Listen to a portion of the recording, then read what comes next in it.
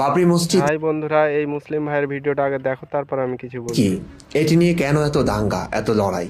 এই দ্বন্দ্বে, যুদ্ধে কে নায়ক, কে খলনায়ক, মুসলিম নাকি হিন্দু, কারা সঠিক? বাবরি মসজিদের ইতিহাস জানলে এসবই স্পষ্ট হয়ে উঠবে আপনার কাছে। ভারতের উত্তরপ্রদেশের অযোধ্যা শহরে অবস্থিত একটি মসজিদ, বাবরি মসজিদ। কবে এই মসজিদের সূচনা ও স্থাপনা? 1528 খ্রিস্টাব্দে। কে নির্মাণ করেছিলেন? মুঘল সম্রাট বাবরের সেনাপতি মীর বাকি তাশকান্দি। কার আদেশে এই মসজিদ নির্মাণ করেছেন তিনি? মুঘল সম্রাট বাবরের আদেশে। তার নামেই এই মসজিদের নামকরণ। তাহলে এই মসজিদ ভাঙা গড়া নিয়ে দ্বন্দ্ব, যুদ্ধ, এত রাজনীতি কেন? এসব নিরপেক্ষভাবে বুঝতে হলে জানতে হবে গোড়ার গল্প।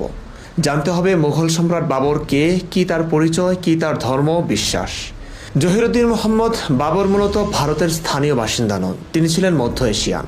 ফারগানা বা বর্তমান উজবেকিস্তানে 1483 খ্রিস্টাব্দে তার জন্ম। প্রশ্ন হলো, এই বাবর ভারতে কেন এসেছিলেন? বাবর তিমুরের বংশধর ছিলেন। তিনি সমরকন্দ দখলের চেষ্টা করে ব্যর্থ হন। উজবেক শাসক সাইবানি খানের কাছে পরাজিত হন তিনি। পরাজিত বাবর মধ্য এশিয়ায় টিকে থাকতে না পেরে 1504 খ্রিস্টাব্দে কাবুল দখল করেন। কাবুলের শক্ত অবস্থান নেওয়ার পর ক্ষমতা ও আধিপত্যের লোভ শেষ হয়নি তার। ভারত ছিল তখন ধন সম্পদে সমৃদ্ধ, কিন্তু দিল্লি সালতানাত তখন রাজনৈতিকভাবে ছিল দুর্বল। ভারতে লোদি বংশের শাসন চলছিল তখন। সুলতান ইব্রাহিম লোদি ছিলেন শাসক। 1526 খ্রিস্টাব্দে পানিপথের প্রথম যুদ্ধে ইব্রাহিম লোদিকে পরাজিত করে বাবর মুঘল সাম্রাজ্যের প্রতিষ্ঠা করেন। বিদেশ থেকে ভারতের মাটিতে এসে ভারতের মাটিকে রক্তাক্ত করে বাবর গড়ে নিয়েছিলেন মুঘল সাম্রাজ্য। এর জন্য তিনি অনুতপ্ত তো ননই, বরং গর্বিত। কারণ তার পূর্বপুরুষ তৈমুর লং 1398 খ্রিস্টাব্দে দিল্লি আক্রমণ করেছিলেন। দিল্লিতে ভয়াবহ ধ্বংসযজ্ঞ চালিয়ে সুলতান মাহমুদ তুঘলককে পরাজিত করেন তিনি। বাবর মনে করতেন তার পূর্বপুরুষ তৈমুর লং একসময় যেহেতু ভারত আক্রমণ করেছিলেন, সেই সূত্রে ভারতের ওপর তার নৈতিক অধিকার আছে। ভারতের মাটিতে বহিরাগত বাবর ভারতের মাটিকে রক্তে রঞ্জিত করে আধিপত্য বিস্তার করেছিলেন। ইতিহাস থেকে জানা যায়, এই বাবর শত্রুদের মাথার খুলি দিয়ে স্তূপ বানিয়ে রাখতেন।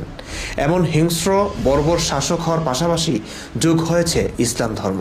তিনি ছিলেন পাক্কা মুসলিম, নামাজ রোজা করতেন, আল্লাহ নবীর প্রতি ভালোবাসা ছিল অসীম।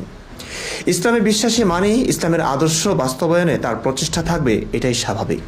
নবী মোহাম্মদ মনে করতেন এই পৃথিবী আল্লাহ ও তার নবীর। তাই পুরো বিশ্ব মুসলিমদের হওয়া চাই, পুরো বিশ্ব মুসলিমদের দখল করা উচিত। অমুসলিমদের সাথে যুদ্ধ ইসলামের সবচেয়ে গুরুত্বপূর্ণ বিধান। কোরআন বলেছে, হে মুমিনরা, তোমরা ইহুদি খ্রিস্টানদের সাথে বন্ধুত্ব করো না। হাদিসে আছে, নবী ইহুদি খ্রিস্টানদের রাস্তার মাঝখানে দেখলে তাদের রাস্তার কিনারায় ঠেলে দিতে বলেছেন। মুশরিক বা মূর্তি পূজকদের হত্যা